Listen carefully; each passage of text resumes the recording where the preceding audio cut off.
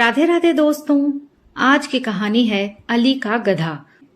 कच्छ के एक गांव में एक युवक रहता था जिसका नाम था अली। अली बढ़ई का काम करता था। गांव के सब लोग उसे बहुत प्यार करते थे। वो छोटा सा था तभी उसके माता पिता की मौत हो गई थी, इसलिए वो अकेला ही रहता था।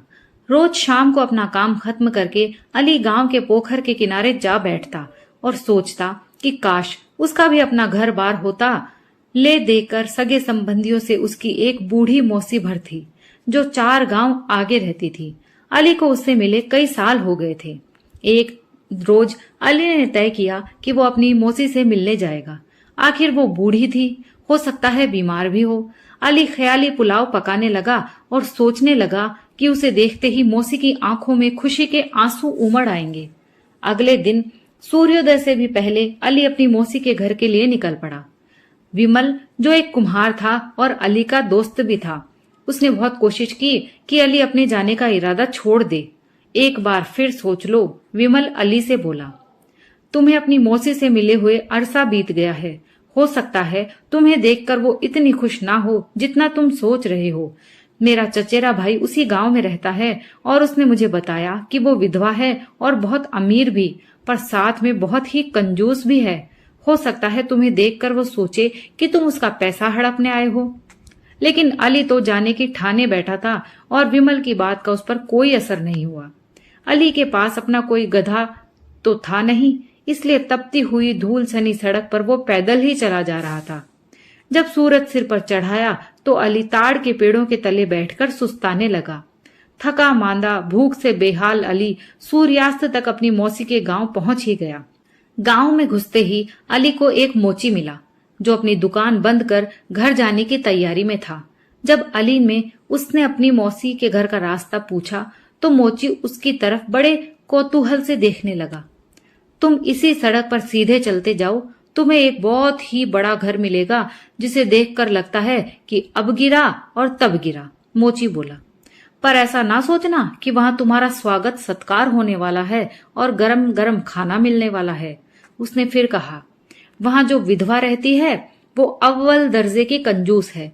अगर बच्चे उसके बगीचे में गिरे हुए फल भी उठाने जाते हैं तो उन्हें भी वो भगा देती है। अली भारी कदमों से मौसी के घर की तरफ चलने लगा।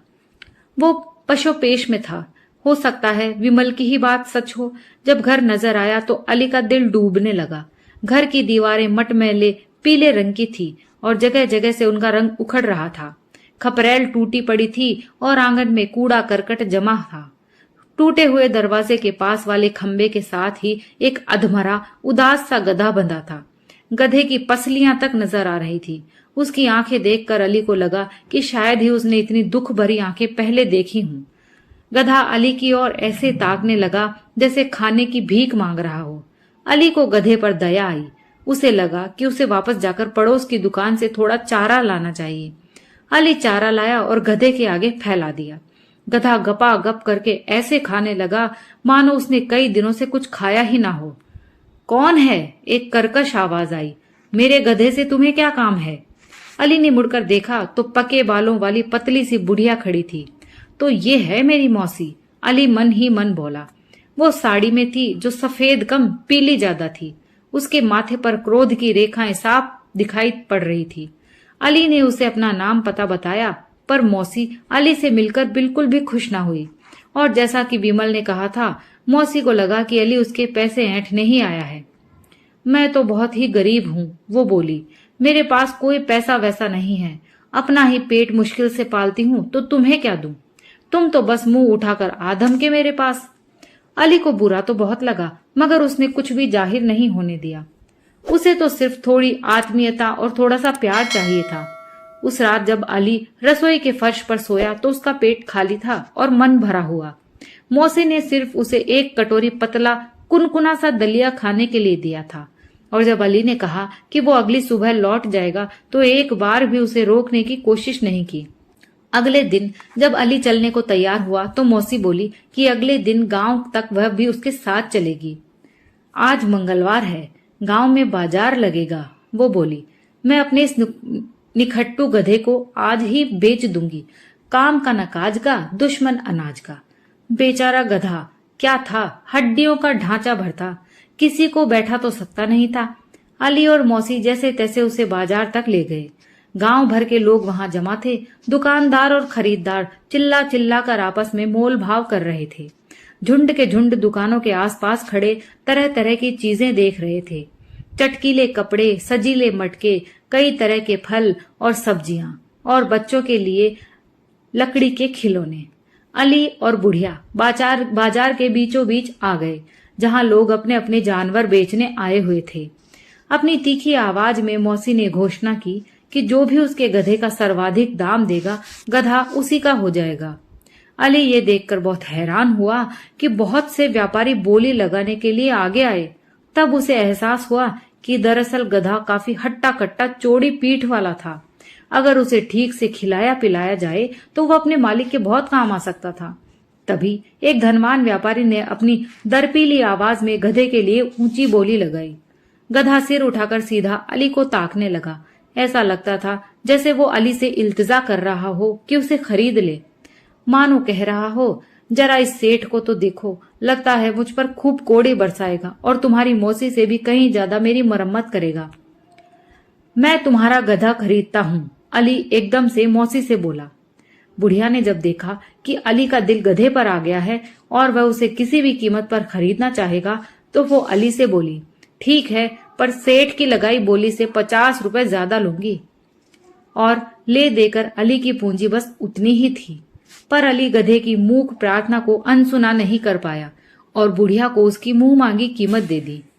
उस सूखे से गधे को लिए अली अपने गांव वापस आ गया। जैसे ही विमल ने उसे देखा तो ठहाका लगाकर हंस पड़ा। मिलने गए थे मौसी से और लौट रहे हो इस हड्डियों के ढांचे के साथ। उसने चुटकी ली। ठीक है अली भाई, अगली बार मेरा कहा तो मानोगे।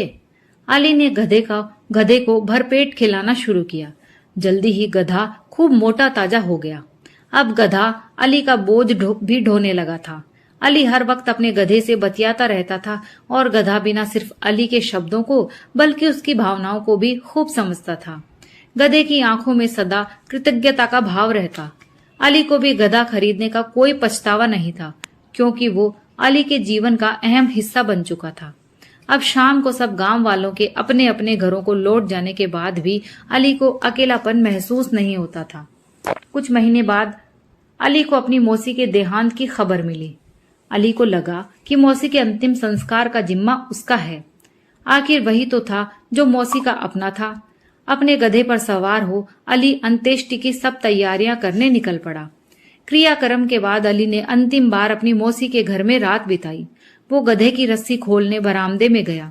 गधा सुबह से ही बेचैन था और अली को ऐसा महसूस हो रहा था मानो गधे को मौसी के दुर्व्यवहार की पिछली बातें याद आ रही हों। जैसे ही अली ने रस्सी खोली, गधा आंगन के दूसरे कोने में जाकर अपने खुर से जमीन खोदने लगा। शायद भूखा है, अली ने ऐसा सोचते हुए उसके सामने हरी घास फैला दी, पर गधा जमीन खोदता रहा। शायद प्यासा है, अली ने सोचा और उसे पीने के लिए पानी दे दिया, लेकिन गधे ने पानी भी नहीं पिया और जमीन खोदता ही रहा। अली थका हुआ था। उसने चिढ़कर पूछा, आखिर तुम्हें चाहिए क्या? गधा बेचारा क्या बोलता, वहीं खड़ा रहा। अचानक अली को फावड़े का ख्याल आया। फावड़ा, रात के इस पहर में मुझे फावड़े की क्या जरूरत है? उसने खुद से पूछा। फट से उसके दिमाग में एक जबरदस्त बात आई। क्या गधा उसे कुछ बताने की कोशिश कर रहा है? क्या वह उससे जमीन खोदने की इल्तिजा कर रहा है? अली तेजी के साथ वहीं फावड़ा चलाने लगा जहां पहले गधा खोद रहा था। उसने कुछ फुट ही खोदा था कि उसका किसी सख्त चीज से टकराया और दन्न की आवाज आई। अली जल्दी जल्दी हाथ चलाने लगा और तब उसे लोहे का एक संदूक दिखाई पड़ा। संदूक से बंधी हुई रस्सी खींचकर अली ने उसे बाहर निकाला। उसे खोलते हुए अली का दिल जोर से धड़क रहा था। पूरा संदूक चांदी के बर्तनों और सोने के गहनों से भरा पड़ा था। अली समझ गया कि इसी संदूक में मौसी ने अपनी तमाम दौलत छिपाई हुई थी। मौसी ने जब इसे जमीन में गाड़ा होगा तो गधे ने देख लिया होगा। अली ने अपनी बाहें गधे के गले में डाल दी। मेरे दोस्त, वो खुश होकर बोला, तुम्हारा शुक्रिया कैसे अदा करूं? गधा आंखों से अली के प्रति आभार प्रकट कर रहा था। अली ने संदूक को गधे की पीठ पर रखा और अपने गांव लौट आया। उसने एक दुकान खोली और जल्दी ही एक कामयाब और ईमानदार दुकानदार के रूप में जाना जाने लगा।